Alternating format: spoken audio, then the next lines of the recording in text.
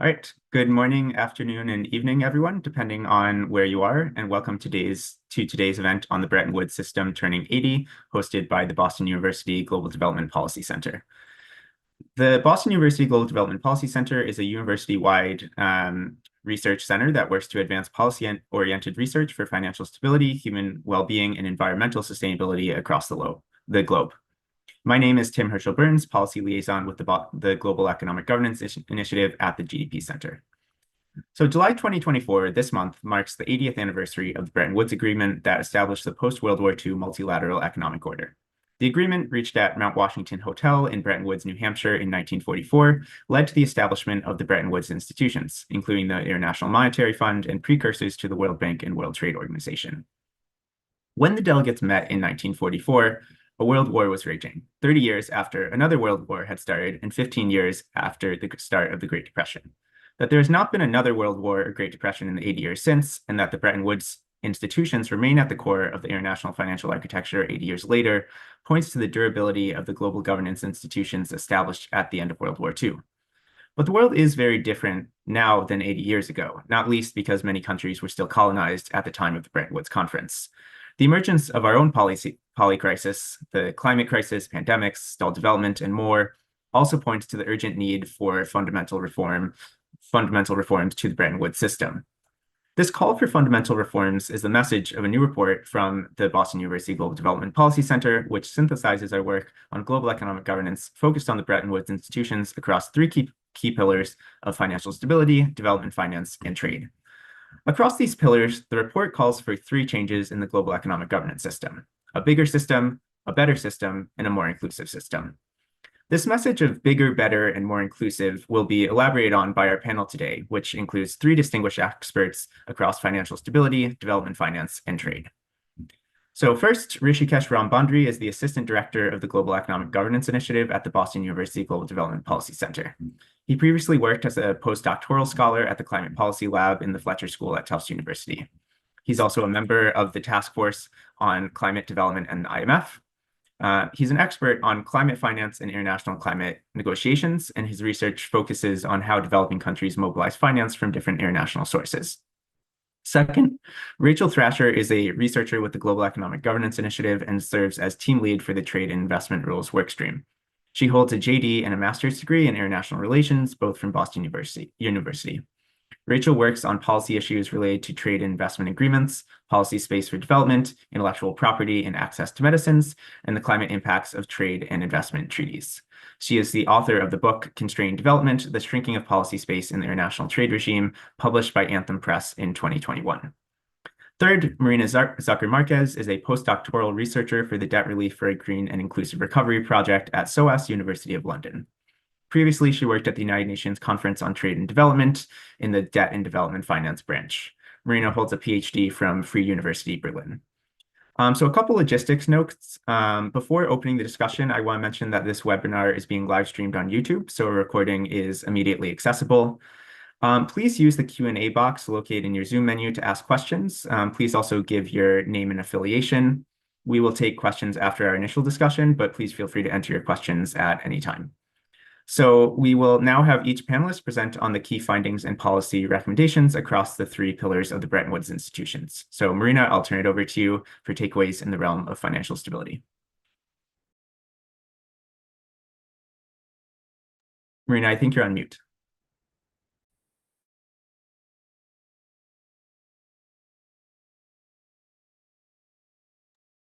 Thank you very much, Tim.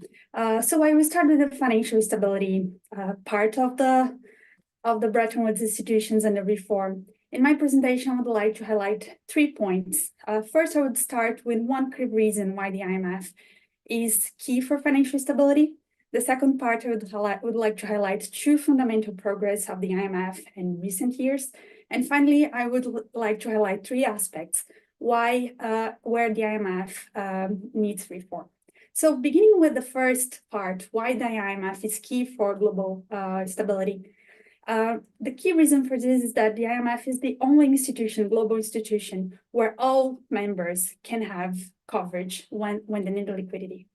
We know the IMF was established to address a critical gap in the global economy, providing financial support during periods of low liquidity to help countries. And with this, they would avoid, implementing contractionary domestic adjustments. This is a key function for all countries. And with higher coverage in the global economy, higher the probability that we would be able to prevent a financial crisis contingent, especially in a highly globalized system. In the past decades, there has been the emergence of new sources of liquidity, for instance, regional financial arrangements and central bank current swaps. However, the IMF and with this growth, today the IMF represents about 1/3 of the global financial safety net, which is the composition of liquidity support that countries could access. However, for most low-income countries, lower middle-income countries and low-income countries, the IMF remains the key source of financing from them. This is because current swaps, they have a bias to cover higher income countries, and some key regions in the world, they lack regional financial arrangements, for instance, Africa. So because of the systemic bias against lower income countries, the role of IMF remains key, because the IMF covers all countries independently of their income levels. That's the reason why the IMF is is still a key vital part of the Bretton Woods institutions. So we know that today's economy is quite different from 80 years ago, and it's normal and it's required that financial institutions adapt themselves for the current realities. And here I would like to emphasize in the second point of my presentation 2 key points where the IMF has shown adaptability. And this is regarding the SDR issuance during the COVID crisis, and also the IMF,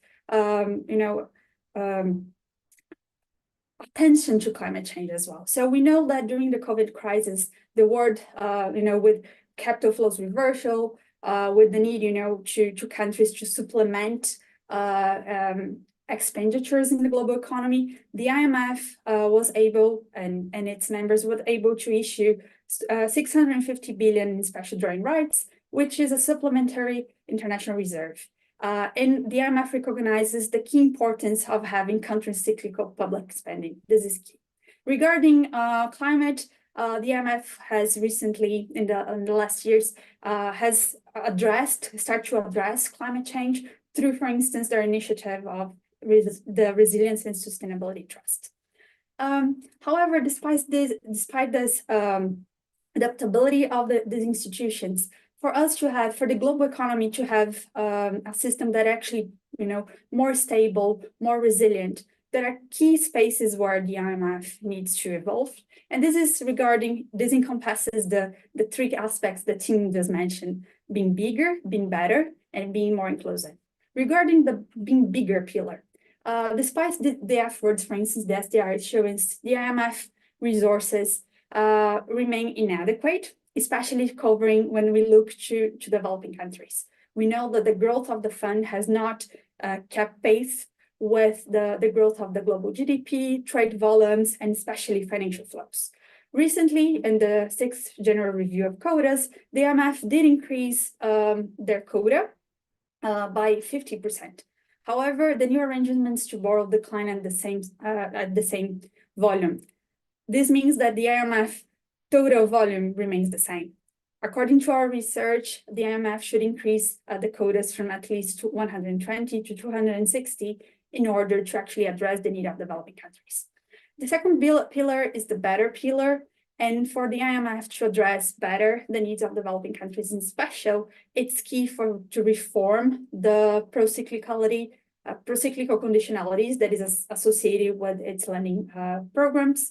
We know that these conditionality programs, they have regressive distribution effects in developing countries, as governments are forced to cut public services and public sector wages, which does not stimulate growth at the end. Also, the IMF, to be better, should eliminate its surcharges, which is an additional fee for borrowing countries, and is also counter-cyclical. And finally, a reform of that sustainability analysis tool, which is ongoing in the IMF, but should be accelerated and to include, for instance, spending on green investments, on climate shocks. Reforming the debt sustainability is key because it's a key tool that will define which countries need debt relief and by how much. Finally, the third part would be increase the voice and representation. We know that emerging market developing countries are highly underrepresented in the IMF decision-making process. An example is that BRIC countries, for instance, despite having 42% of global population, they only have 14% of votes. Or the V20, which is a group of over 50 countries that are vulnerable to climate shocks, although they have 16% of the population, they vote, their voting power is just 5%. So in conclusion, I think it's beyond discussion that we need a global lender of last resort that cover all countries. And it needs to be inclusive institutions. In the IMF 8 years ago was created with this purpose. The IMF has shown the capacity to adapt to the current realities, for instance, with the SCR issuance and with the climate needs, but we needed more reforms. And especially we need a system that is bigger, better, and with more voice of representation. Thank you very much. Thanks so much, Marina. And in my intro, I believe I forgot to state that Marina is now a senior academic researcher at GEGI, a fact I know very well because I get to work with her every day, but just missed that in the intro. So now I'll pass it over to Rishi to talk about development finance. Great. Thank you so much, Tim. So I'll speak briefly about the context that we are in at the moment and the role of multilateral development banks, more broadly speaking, before going into three major recommendations that we have put forward in our report. Now, to start with, the World Bank, as well as other multilateral development banks, are the most potent force multipliers that we have in the system of development finance. And what I mean by that is on the backs of very little public finance, MDBs are able to use their very good credit ratings to tap international markets and on lend to borrowers. Now, oftentimes, these borrowers are not able to borrow at those rates themselves. And that's why the lower cost long-term finance offered by multilateral development banks is so very attractive to many countries around the world. Now, of course, the attractiveness as well as the need for finance from MDBs has only gone up. If you look at the mobilization needs, the financial mobilization needs to address the climate crisis, which by some estimates is around $3 trillion a year in 2030, as well as where the interest rates are right now and the need for affordable long-term finance. Now, of course, the World Bank today is very different from where the World Bank was in the 1950s. We are operating in a very different context. And just to keep the focus very much on the SDGs and climate change, we know from recent reports that many of the indicators of the SDGs have rolled back because of the multiple crises that you mentioned in the introduction, but that the climate crisis also needs to be urgently addressed, and that climate impacts are intensifying, and climate plans still lack the ambition that they need to. Now, while the World Bank has been undergoing an evolution roadmap process that was kickstarted back in 2022, and this has led to important changes in its mission and vision, its operations, as well as financing. The evolution, however, has not gone far enough. And in that regard, I will make three recommendations. And I will also note that many of the changes that have started to emerge are changes that many developing countries had argued for many years ago. And so, we're at this moment that is really capturing and building on those reform proposals that have been made for a very long period of time.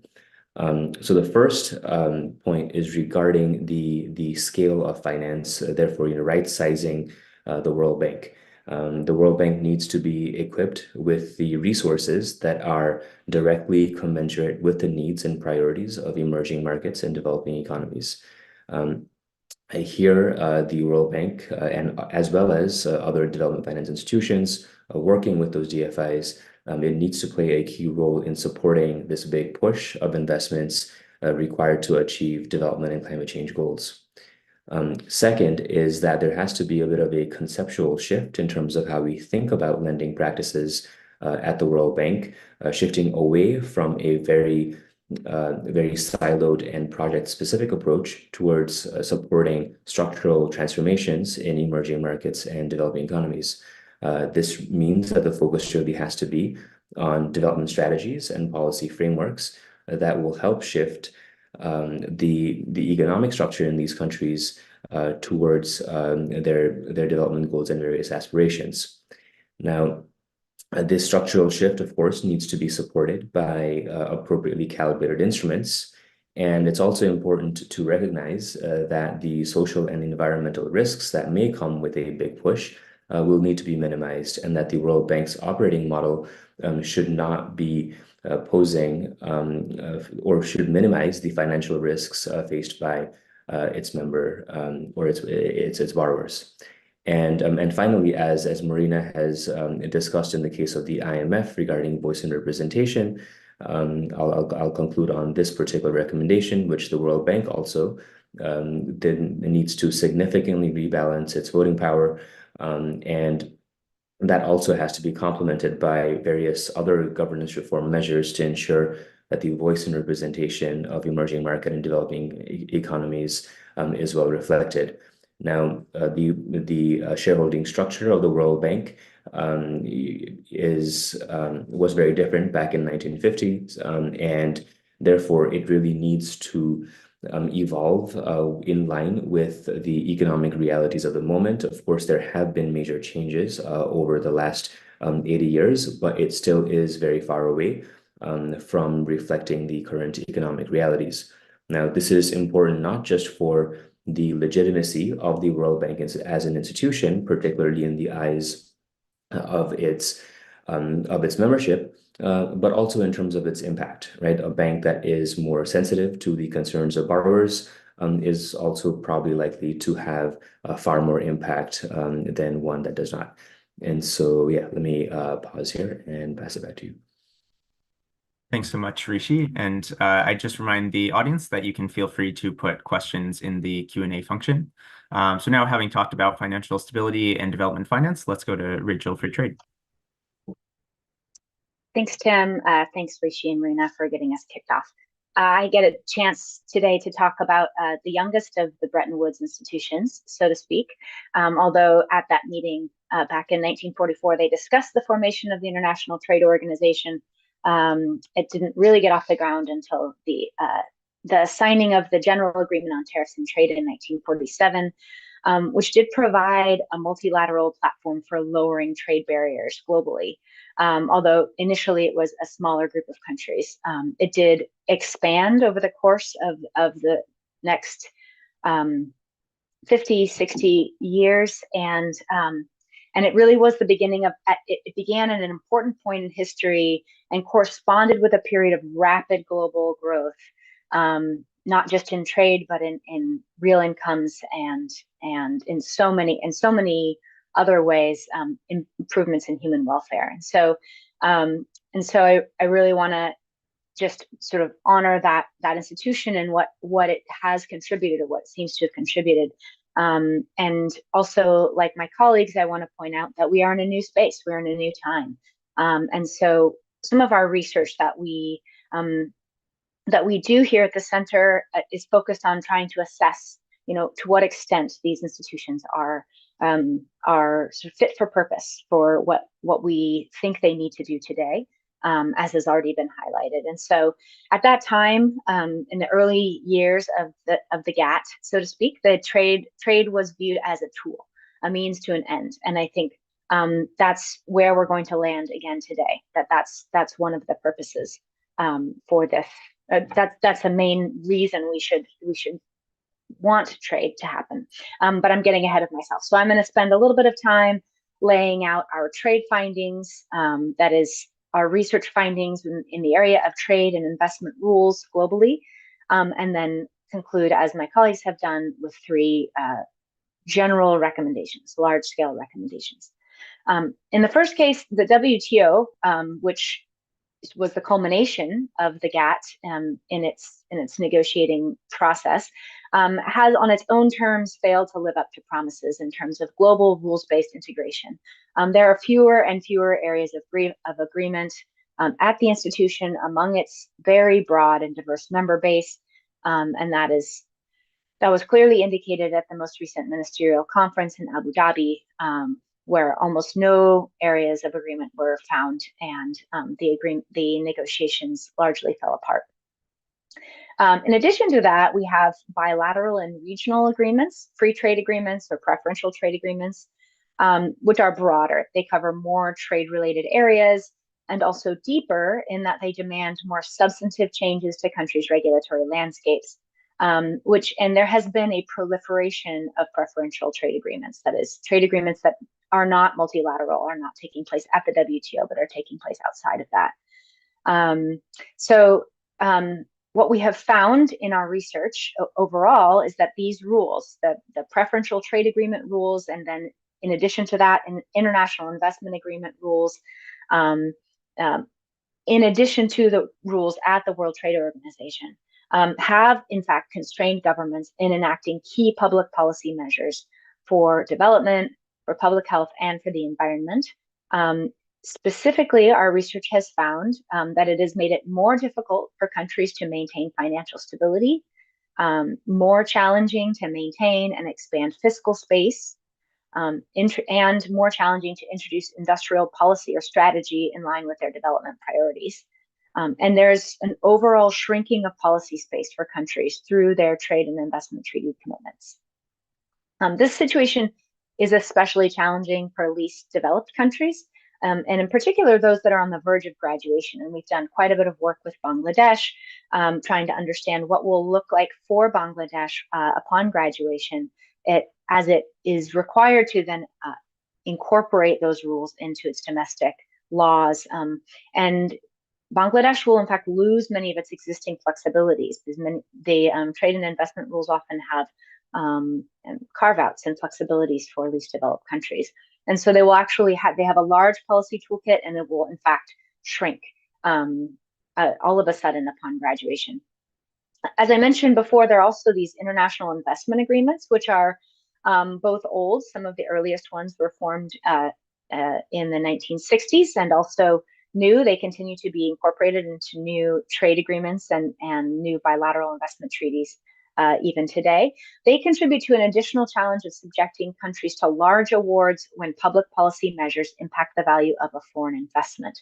And even those measures aimed at protecting public health, protecting the environment, developing climate-related industries, all of those measures can be challenged because or to the extent that they impact the value of a foreign investment.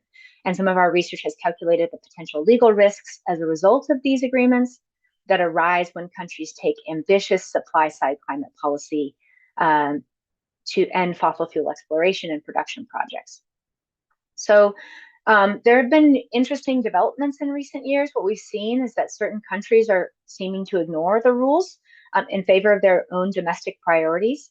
However, it's unclear at this point whether this will have overall negative or positive impacts on policy space for developing countries. Policy actions by higher income countries may pave the way for a sort of thaw of the regulatory chill previously experienced by countries who are perhaps afraid to violate the global trade and investment rules.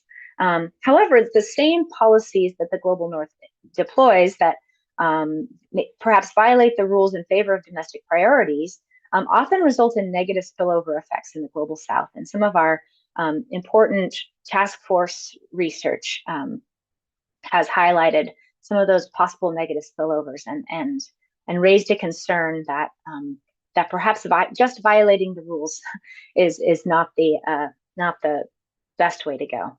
So what are our recommendations? Following the same theme that we have already seen, and that runs throughout our report, we talk about the trade regime and the investment rules, trade and investment regime, if you will, being bigger, better, and more inclusive. Bigger is a little bit different in this space than it is in terms of when we're talking about lending, because the WTO doesn't necessarily need to become a bigger organization, and there's no money changing hands there.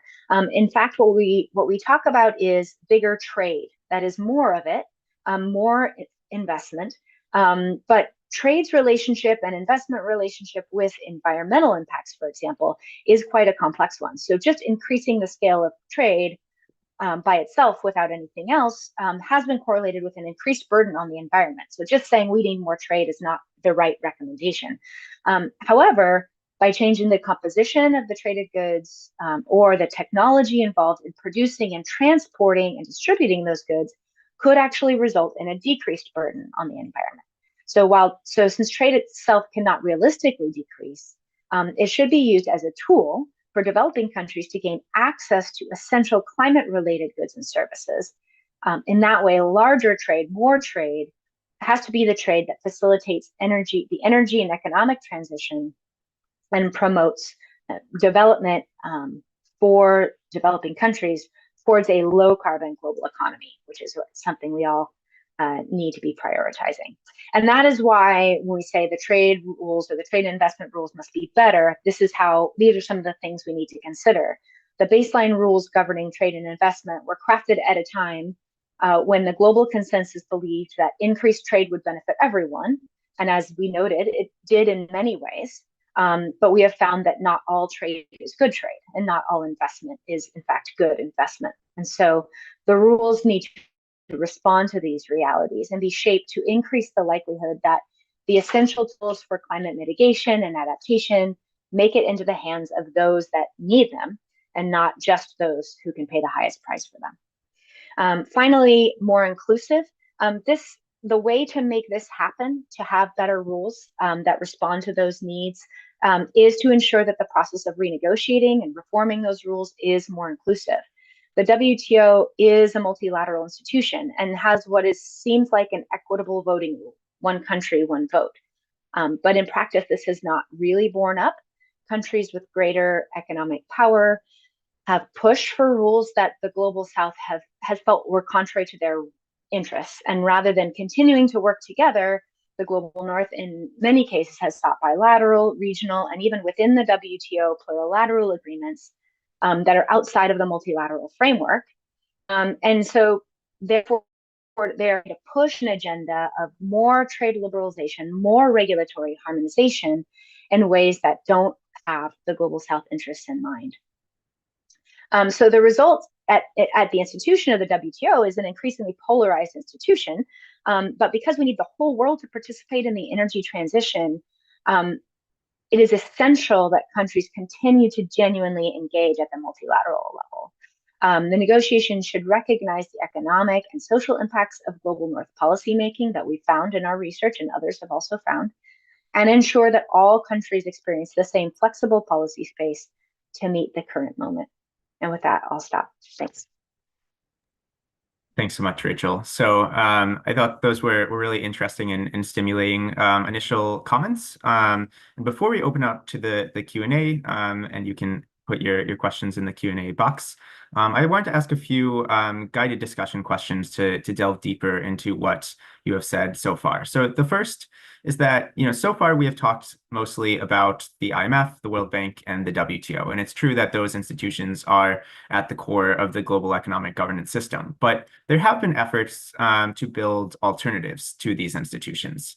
So you can jump in and answer this as you like, but the question I'd ask is, how would you assess those efforts? And if the Bretton Woods institutions do not advance the fundamental reforms that are needed, do you think they could face greater competition from alternative institutions in the future?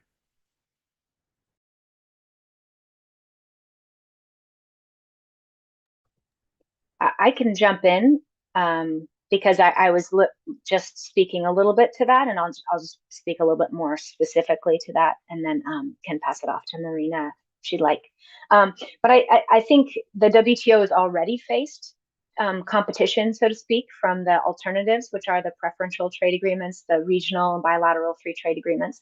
And that started as soon as the WTO was in formation. NAFTA was signed almost the same year, or was being negotiated in parallel with the WTO. And so I think to the extent that the WTO doesn't come up with solutions to certain bottlenecks of agreement, there will be alternative. Other countries will seek alternatives where they can get the economic benefits they think they want. The difficulty is knowing then what should the WTO do, given that it needs to stay multilateral, right? That it needs to not devolve into something that allows countries to sort of push whatever agenda they want without consensus, and that becomes complicated. There's no way for the WTO to stop those institutions, those other agreements from happening, so yeah, I don't feel great about the preferential trade agreements and how they have impacted policy space. Our research has shown that they decrease it substantially in comparison with the multilateral level. It would be, if there was more success at the WTO negotiations, there would be less pressure to go outside of that and to try to pursue bilateral or small group agendas that I think would be probably less beneficial for global South countries. Yeah, so I can follow up on this. I think from financial stability and the global financial safety net, it's quite similar to what Rachel mentioned on trade. We already have alternative sources of financing and international emergency financing. So as I mentioned, today the IMF is about 1/3 of the global financial safety net, which is roughly about $3.5 trillion dollars, which is around 4% of the global GDP. And mostly today of these resources come from current swap agreements, central bank current swap agreements, 1/3 from regional financial arrangements, and 1/3 from the IMF. I think from the financial stability point today, the key challenge is how to make the global financial safety net more coherent and more complementary. The swaps, for instance, we know they have a bias against lower income countries because they are provided by richer countries, and they are driven by economic and financial trade ties, and also political ties. So there is less incentives to support lower middle income countries. Regional financial arrangements, as I mentioned, there are some regions that elect them, and the IMF is global. So they can be complementary to each other. And we know, for instance, current swaps from the Fed play a key role in maintaining banking stability among developed countries, which is good to maintain global financial stability as well. Chinese current swaps, which are the second largest provider today, they also play a key role supporting middle-income countries that sometimes do not have access to swaps from the Fed or other advanced countries. So they do, each leg of the global financial safety net, they do play an important role, but the global financial safety net is patchworked. And it's possible for, create a system maybe around the IMF that is more coherent, and we can use the strength of each leg of the global financial safety net. But beyond, having an alternative sources of financing and have it more coordinated, I think it's key from the IMF as well to not only, coordinate potentially, but also change the conditionalities and how they assess programs. So I think it's to what extent the alternatives, they emerge because they try to complement what the IMF cannot provide, but we could build a system that is more coherent. Yeah, thanks for that question, Tim. And just to add to that, I think from the vantage point of development finance, given the sheer scale of financing needs, it's really not a sort of a zero-sum situation, and we really need public finance as a whole to be provided at a much larger scale, of course. But what isn't available at this, at the scale that is appropriate, many countries are pushed to borrow at very high rates, very short-term loans, in a way that doesn't really match the types of investments that they are actually trying to make, right? So unfortunately, we have set up a structure where countries are left very vulnerable with terms that are not really favorable to them. So I think this is sort of a more general case for a much bigger system of public finance more generally. Yeah, thanks for those really interesting answers, because I think often the narrative is around Southern institutions or Southern-led institutions like the New Development Bank or the Asian Infrastructure Investment Bank trying to replace the Bretton Woods institutions. And I think coming out of your answers, there's a bit of a more nuanced pictures, because some things like regional trade agreements or US Fed swap lines are more Northern-led than Southern-led. But ideally, there could be a complementary mix of alternatives in the ways that you laid out. So let's go to a question from the audience. So the question says, while the paradigm of development has significantly evolved, the underlying causes of underdevelopment remain the same. How could the Bretton Woods institutions address this paradigm shift while tackling root causes?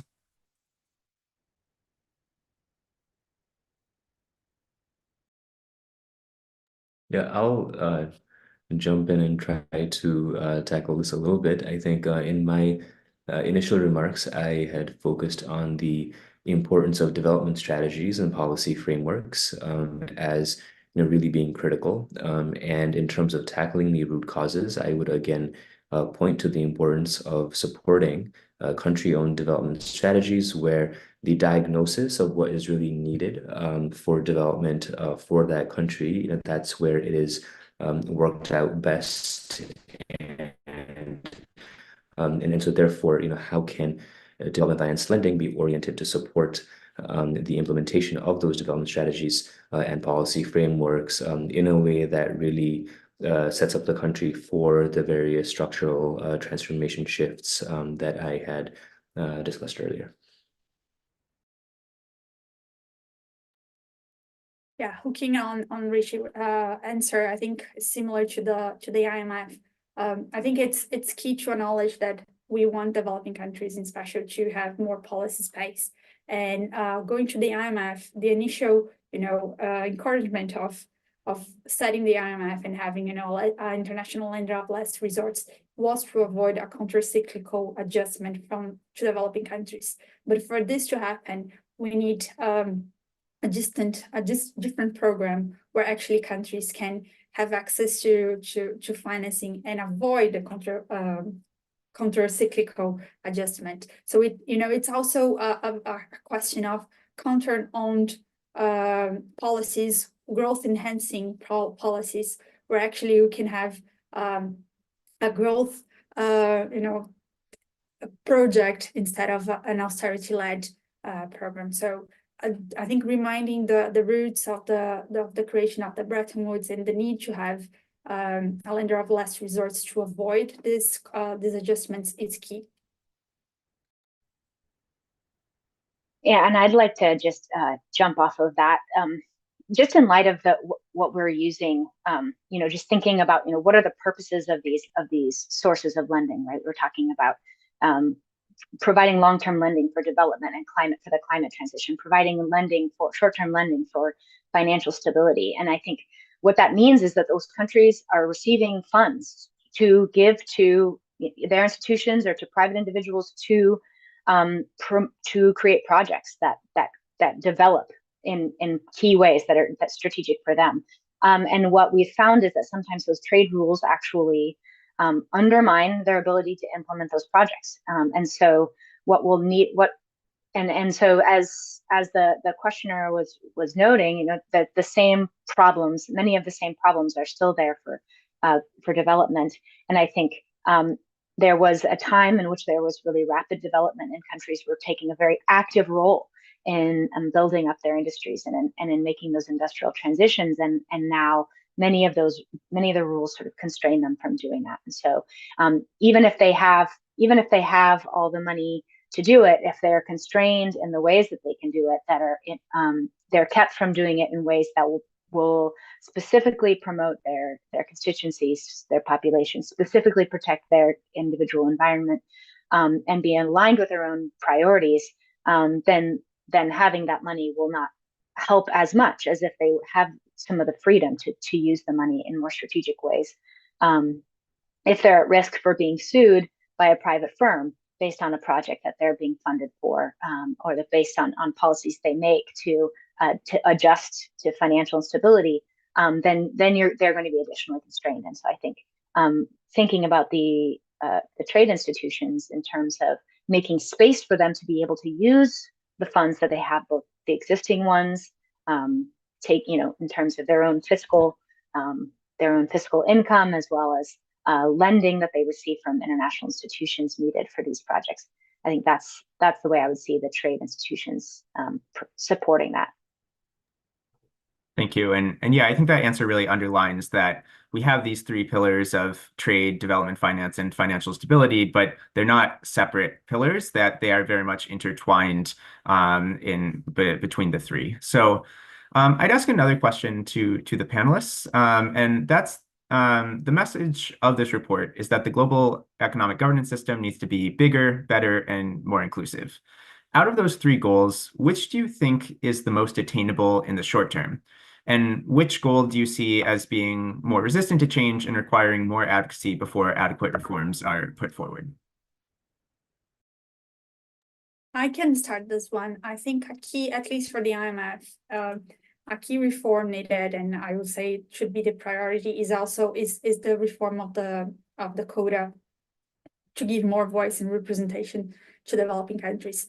Many of the changes that I mentioned would be required, for instance, surcharges and all the administration of the IMF requires a lot on the voting power of developing countries, or issuance of SDRs is also distributed through quotas. So quota is a key aspect of the IMF.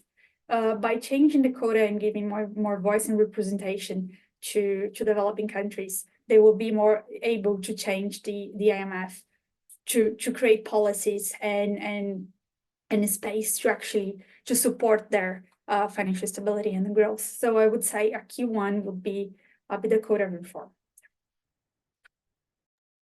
Sure. Yeah, to add to that, in the case of the World Bank over the last 2 years or so, we've seen a range of various balance sheet optimization measures, implemented to really increase the scale of finance. But we're also, reaching a point where some of that low-hanging fruit is running out, and therefore we'll have to think of more ambitious ways in which the World Bank can be bigger. And there are also a number of operational improvements that the World Bank has been implementing. But I think in terms of sort of the big ticket item really would be the voice and representation piece, which will require a tremendous amount of political commitment from the part of shareholders to really make sure that the World Bank board really reflects the current economic realities.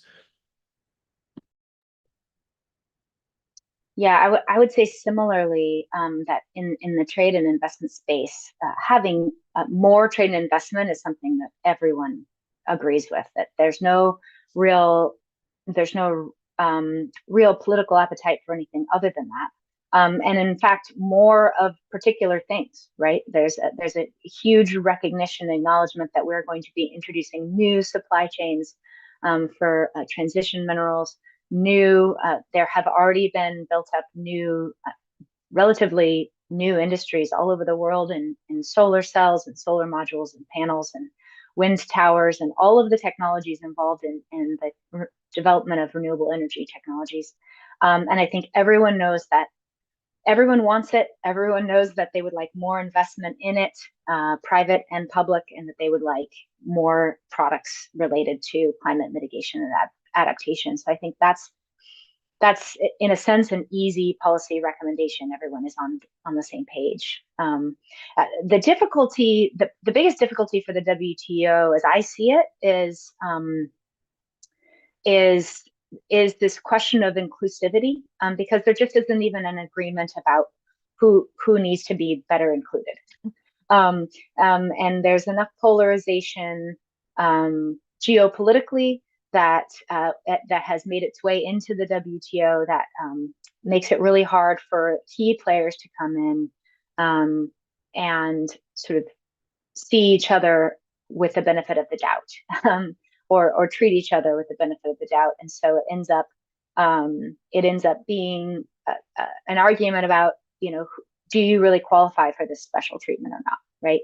Rather than, what can we all do to come together and increase trade in strategic ways that will help us to meet the climate and other crises, right? Yeah, and we saw some of the same concerns even during the pandemic, where countries were not arguing necessarily about let's get these needed medicines and vaccines into as many hands as possible, but we're arguing about whether so and so qualified to receive those medicines and vaccines. And so I think whether they were poor enough or needy enough or whatnot. And so I think that conversation is not a short-term conversation. I think we're going to be wrestling with that for a number of years to come.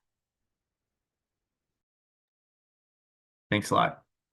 So I'll just ask one more question, and I think we can close out with this question and any closing comments you have. So we've talked about a range of proposals and recommendations for trade, development finance, and financial stability. Of course, you need a broader package of reform to work in tandem to create the system we want. But let's just imagine a thought experiment, which also conveniently makes sure that at least one idea will stick in the heads of the audience today. And in this thought experiment, you get a magic wand that lets you make one policy change at the Bretton Woods institutions. So my question to each of you is, what would that one policy change be and why? And feel free to add any other closing comments with your answer. I can kick us off with this question. I have given it a good bit of thought with respect to the specific Bretton Woods institution, the WTO, so to speak. I think, and I feel I want to just start by saying I feel somewhat mixed about this, but the one that I think is important and seems to be a sticking point, but if it were magically changed, could actually create a lot of movement in the institution itself, is the establishment of a working, functioning appellate body. And so we haven't talked about this yet, but the World Trade Organization right now is a bit hamstrung. You can have a dispute settlement panel and have a decision made, but there's no appellate mechanism, and yet there's still a mechanism for appealing your case. And so a lot of things are just kind of stuck. Research about the impacts of that on policy space, on developing countries is mixed, but I would say that because of some of my other views about the need for us to retain a commitment and maintain a commitment to multilateralism, I think having a functioning appellate body really increases the relevance and the ability of the institution to do that, to be a rules-based multilateral institution. So despite the fact there have been many criticisms of the WTO and its dispute settlement system, I think that the development of interpretation of WTO agreements can help with some of the needed evolution and reform. And I think that's been seen on a micro level. But I think right now it seems to be that the appellate body appointments seem to be wielded as sort of a tool between parties, between member states. And I think if I could wave a magic wand and just recreate the appellate body, that might be my choice today. But if someone disagrees with me, I'm really happy to sit down and have a conversation. So I can go next. I will bend a little bit the question, and actually I will suggest two concomitant reforms, one follow to another actually. So I think one key policy, if I could, changed, would be the quota formula, to give more, not only to give more voice and representation to developing countries, but to have a better distribution of resources. We have seen in last years that the issuance of SDRs, the 650 billion that I mentioned, was very helpful for developing countries to provide liquidity, to allow them to spend more in a period was very much needed during the COVID. But the SDRs distribution is very unequal. So you receive as much as SDRs as your quota defined. So countries that needed the most SDRs receive relatively less SDRs, although they use most of that. So if you could have, a reform of the quotas with more voice and representation to developing countries, and then have a SDR issuance with this new allocation, I think would be very helpful for developing countries. Yeah, okay. I'll go next. Of course, there's a lot to choose from, and there's some of the things that I've already mentioned earlier. But one thing, and I know there are efforts towards this end, but I would really cut down on the amount of time it takes to move money out of the World Bank. And this involves having very robust project pipelines that are really tied to national development strategies at the country level, but it also means thinking a bit more differently about staff incentives inside the World Bank, the various operational procedures inside the World Bank as well. But given the urgency to tackle climate change, we don't have a lot of time for very, very long lead times. And so I think if there was one big transformative impact, which of course sounds very bureaucratic, but I think would have a major implication, is really accelerating how quickly money can move out the door. All right. Thanks so much for those answers, highlighting the importance of a functioning appellate body at the WTO, the importance of a more equitable distribution of quotas, and thus a more equitable distribution of SDRs through the IMF, and quicker movement of money out the door at the World Bank, which of course needs to be part of a much broader package of reforms to make the system bigger, better, and more inclusive. So a sincere thank you to Rishi, Marina, and Rachel for sharing their thoughts today. And to everyone who joined this discussion. Also a big thank you to our comms team for making this webinar possible. This talk has been recorded on YouTube, and we will share the link in the chat. To receive updates for other events and publications, you can subscribe to receive updates from our Global Economic Governance Initiative. So thank you to everyone, and see you all next time.